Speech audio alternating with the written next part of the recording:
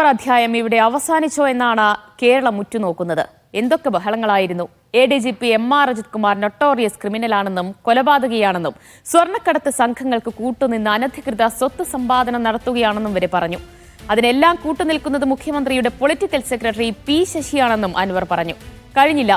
തൃശൂർ പൂരം കലക്കലിലും മാമി തിരോധാനത്തിലും റിദാൻ ബാസിൽ കൊലപാതകത്തിലും ADGP അജിത് കുമാറിന് പങ്കുണ്ടെന്നും വെളിപ്പെടുത്തി. പോലീസ് ഉദ്യോഗസ്ഥരുടെ ചില ഫോൺ സംഭാഷണങ്ങളും PV അൻവർ MLA പുറത്തുവിട്ടു. ഈ ആരോപണങ്ങൾക്കെല്ലാം പിന്നാലെ അജിത് കുമാർ RSS നേതാക്കളുമായി രഹസ്യ കൂടിക്കാഴ്ച നടത്തിയെന്നും മുഖ്യമന്ത്രിക്ക് വേണ്ടിയാണ് കൂടിക്കാഴ്ച നടത്തിയതെന്ന കണ്ടെത്തലുമായി പ്രതിപക്ഷവും പിന്നാലെയെത്തി. എല്ലാം കൂടി വന്നപ്പോൾ ഇടതുമുന്നണിക്കുള്ളിൽ കല്ലുകടിയുമേറി. അതൃപ്തി പരസ്യമാക്കി CPIയും RJDയും ഒക്കെ രംഗത്തെത്തി. ADGPയെ മുഖ്യമന്ത്രി സംരക്ഷിക്കുന്നതെന്തിനെന്ന ചോദ്യം പല കോണുകളിൽ നിന്നുയർന്നു. എല്ലാ വിവാദങ്ങളും കൂടി സർക്കാരിനെ നിഷ്പ്രഭമാക്കുമെന്നും മുഖ്യമന്ത്രിക്ക് മുട്ടുമടക്കേണ്ടി വരുമെന്നും പലരും കരുതി. പക്ഷെ ഒന്നും ഉണ്ടായില്ല. മുഖ്യമന്ത്രി അൻവറിനെ പരസ്യമായി തള്ളിപ്പറഞ്ഞു. ആരോപണങ്ങളെ അവജ്ഞയോടെയാണ് കാണുന്നതെന്ന് മുഖ്യമന്ത്രി പറഞ്ഞു. അൻവർ ആരോപണങ്ങൾ അവസാനിപ്പിക്കണമെന്നും അൻവറിന്റെ നീക്കങ്ങൾ ശത്രുക്കൾ ആയുധമാക്കുന്നെന്ന് പാർട്ടിയും അഭ്യർത്ഥിച്ചതോടെ അനുസരണയുള്ള കുട്ടിയായി PV അൻവർ പിന്തിരിഞ്ഞു. തൽക്കാലത്തേക്ക് പരസ്യ പ്രതികരണത്തിനില്ല എന്നാണ് അൻവറിന്റെ തീരുമാനം. തൽക്കാലത്തേക്ക് മാത്രമെന്ന് എടുത്തു പറയണം. അൻവറിന്റെ അടുത്ത നീക്കം എന്താകുമെന്ന ആകാംക്ഷയിലാണ് രാഷ്ട്രീയ കേരളം. P ശശി അടക്കമുള്ളവർക്കെതിരെ ഉന്നയിച്ച ആരോപണങ്ങളിൽ പാർട്ടി പിന്തുണ ഉറപ്പിച്ച ശേഷമാണ് അൻവറിന്റെ താൽക്കാലിക പിന്മാറ്റമെന്നാണ് സൂചനകൾ. CPMന്റെ സമ്മേളനകാലമാണ്. സമ്മേളനങ്ങളിൽ സർക്കാരിനെതിരെ വിമർശനമുയരുമെന്ന് CPMനും അറിയാം. അപ്പോൾ ഇനി എന്താകും അൻവറിന്റെയും CPMന്റെയും നീക്കങ്ങൾ എന്ന് നോക്കാം. തിരുവനന്തപുരത്ത് നിന്ന് സേഫ് സേലബ്ദീൻ വിശദീകരിക്കും. PV അൻവർ മുഖ്യമന്ത്രി ഭരിക്കുന്ന ആഭ്യന്തര വകുപ്പിനെതിരെ വിമർശനം ഉന്നയിച്ചിട്ട് ഏതാണ്ട് കുറെ കാലങ്ങളാകുന്നുണ്ട്. ഇതിനിടയിൽ മുഖ്യമന്ത്രിക്ക് പരാതി നൽകുന്നുണ്ട്, പാർട്ടി സംസ്ഥാന സെക്രട്ടറിക്ക് പരാതി നൽകുന്നുണ്ട്. പാർട്ടിയും മുഖ്യമന്ത്രിയും പരസ്യമായി അദ്ദേഹത്തെ തള്ളിപ്പറഞ്ഞിരുന്നില്ല. ഇക്കാര്യത്തിൽ ഒരു പരിശോധന നടത്താൻ വേണ്ടി സംസ്ഥാന പോലീസ് മേധാവിയെ ചുമതലപ്പെടുത്തിക്കൊണ്ട് സംസ്ഥാന സർക്കാർ ഒരു ഉത്തരവ് പുറത്തിറക്കുകയും ചെയ്തു. അതിൻ്റെ പരിശോധന ഒരു മാസത്തിനുള്ളിൽ പൂർത്തിയാക്കണമെന്നാണ് നിർദ്ദേശം നൽകിയിട്ടുള്ളത്. അതിന് പൂർത്തിയായി വരാൻ വേണ്ടി ഏതാണ്ട് ഒരു 8-9 ദിവസം കൂടി ബാക്കിയുണ്ട് താനും. ഇതിനിടയിൽ പലതരത്തിലുള്ള വിവാദങ്ങൾ അല്ലെ വിവാദ പരാമർശങ്ങൾ അൻവറിൻ്റെ ഭാഗത്തു നിന്നുണ്ടാകുന്നു. വിവിധ തരത്തിലുള്ള ആരോപണങ്ങൾ അൻവറിൻ്റെ ഭാഗത്തു നിന്നുണ്ടാകുന്നുണ്ട്. P ശശിയുമായി ബന്ധപ്പെട്ട്, അജിത് കുമാറുമായി ബന്ധപ്പെട്ട്, അതുപോലെ തന്നെ സുജിത്തുമായി ബന്ധപ്പെട്ട് അങ്ങനെ വിവിധ തരത്തിലുള്ള ആരോപണങ്ങൾ PV അൻവർ മുന്നോട്ട് വെക്കുന്നു. അങ്ങനെ സുജിത്തുമായി ബന്ധപ്പെട്ട വിഷയം പ്രാഥമിക പരിശോധന നടത്തുകയും അദ്ദേഹത്തെ സർവീസിൽ നിന്ന് സസ്പെൻഡ് ചെയ്യുകയും ചെയ്തിട്ടുണ്ട്. പക്ഷേ P ശശിയുമായി ബന്ധപ്പെട്ട വിഷയത്തിലും അതുപോലെ തന്നെ അജിത് കുമാറുമായി ബന്ധപ്പെട്ട വിഷയത്തിലും നടപടി സ്വീകരിക്കാൻ വേണ്ടി സംസ്ഥാന സർക്കാർ ഇതുവരെ തയ്യാറായിട്ടില്ല.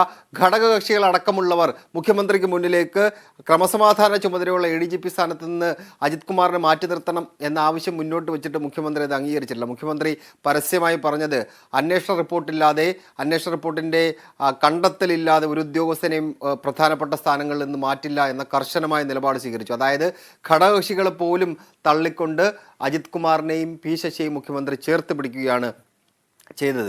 അതിനൊപ്പം തന്നെ അജിത് കുമാറുമായി ബന്ധപ്പെട്ട വിഷയത്തിൽ അതിൽ ഒരു മുൻവിധിയോടുകൂടി താൻ സമീപിക്കുന്നില്ല എന്ന് പറഞ്ഞുകൊണ്ട് സ്വർണ്ണക്കടത്തുമായി ബന്ധപ്പെട്ട് അൻവർ ഉന്നയിച്ച ആരോപണങ്ങൾ മുഖ്യമന്ത്രി തള്ളിപ്പറയുകയും അൻവർ സ്വർണ്ണക്കടത്തുകാരുടെ ഏജന്റായി എന്ന വ്യാഖ്യാനം വരുന്ന തരത്തിൽ ചില വാചകങ്ങൾ മുഖ്യമന്ത്രി പറയുകയും ചെയ്തു. അജിത് കുമാറിനെ അപ്പോഴും സംരക്ഷിക്കുകയാണ് മുഖ്യമന്ത്രി ചെയ്തിട്ടുള്ളത്. P ശശിയുമായി ബന്ധപ്പെട്ട് പാർട്ടി തലത്തിൽ പോലും ഒരു തരത്തിലുള്ള പരിശോധനയും ഇല്ല എന്ന ധ്വനി വരുന്ന തരത്തിൽ മുഖ്യമന്ത്രി സംസാരിച്ചു. കാരണം അൻവറിനെ മുൻനിർത്തി തന്നെ പാർട്ടിക്കുള്ളിൽ അല്ലെങ്കിൽ സമ്മേളന കാലയളവിൽ പാർട്ടിയുമായി ബന്ധപ്പെട്ട വിഷയങ്ങളിൽ തന്നെ പെടുത്താൻ വേണ്ടി ചിലർ നീക്കം നടത്തുന്നു എന്ന ബോധ്യത്തിൻ്റെ അടിസ്ഥാനത്തിലാണ് മുഖ്യമന്ത്രി അങ്ങനെ ചില പരാമർശങ്ങൾ പത്രസമ്മേളനത്തിൽ നടത്തിക്കൊണ്ട് അതിനെ പ്രതിരോധിക്കാൻ വേണ്ടിയുള്ള ശ്രമങ്ങൾ നടത്തിയത്.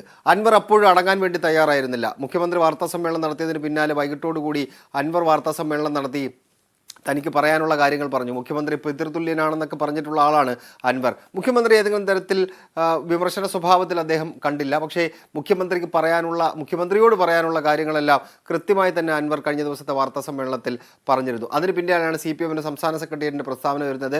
അൻവർ സഹകരിക്കണം എന്ന സ്വഭാവത്തിലുള്ള ഒരു പ്രസ്താവന. അൻവറിനോട് അഭ്യർത്ഥിക്കുന്നു, ഇനി ഇത്തരത്തിലുള്ള ശത്രുക്കൾക്ക് വടികൊടുക്കുന്ന തരത്തിലുള്ള പ്രയോഗങ്ങൾ നടത്തരുത്, അൻവർ പിന്തിരിയണമെന്ന് അഭ്യർത്ഥിക്കുന്നു എന്ന തരത്തിലുള്ള ഒരു പ്രസ്താവന വരുന്നു.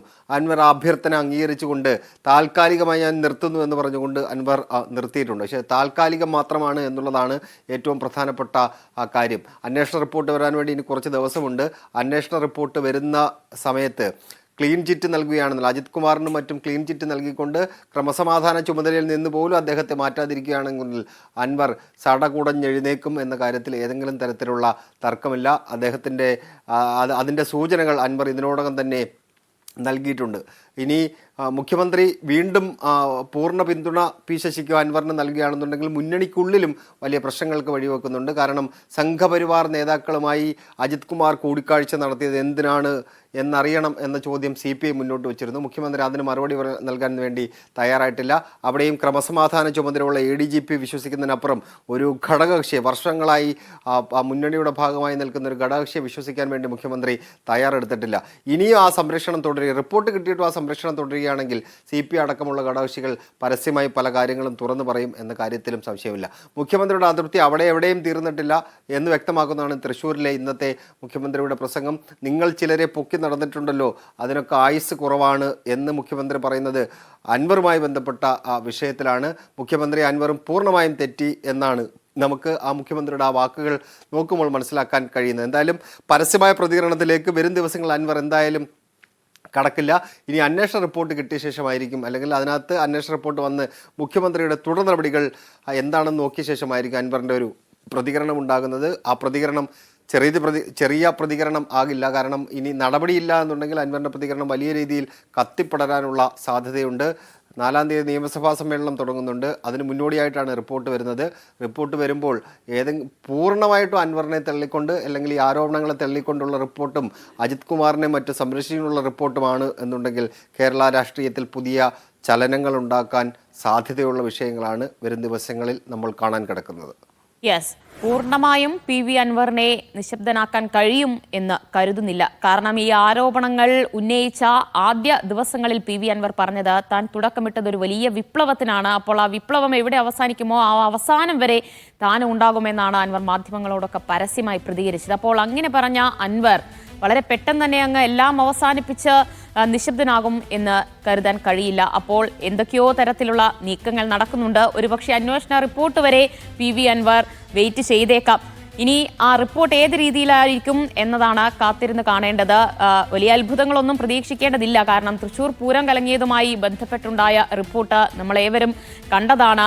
അതിൽ ബാഹ്യ ഇടപെടലൊന്നുമില്ല, ഒരു ഗൂഢാലോചനയും നടന്നിട്ടില്ല എന്ന തരത്തിലായിരുന്നു ആ റിപ്പോർട്ട് വന്നത്. അപ്പോൾ ഇനി DGPയുടെ നേതൃത്വത്തിൽ നടക്കുന്ന അന്വേഷണത്തിലായാലും ADGP അജിത് കുമാറിനെതിരെ ഒരു കണ്ടെത്തൽ, ഒരു അന്വേഷണ റിപ്പോർട്ട് പുറത്തു വരും എന്ന് നമുക്ക് പ്രതീക്ഷിക്കാൻ കഴിയില്ല. എന്തായാലും നമുക്ക് നോക്കാം, കാത്തിരുന്ന് കാണാം. ആ അന്വേഷണ റിപ്പോർട്ട് വരട്ടെ. ഇനി അധികമില്ല, റിപ്പോർട്ട് പുറത്തു വരാൻ 1 മാസത്തെ സമയമാണ് അനുവദിച്ചിട്ടുള്ളത്. അപ്പോൾ ആ റിപ്പോർട്ട് വരുമ്പോഴറിയാം ഇനി രാഷ്ട്രീയ കേരളം കാണാൻ പോകുന്ന സംഭവവികാസങ്ങൾ എന്തൊക്കെയാണ് എന്ന്.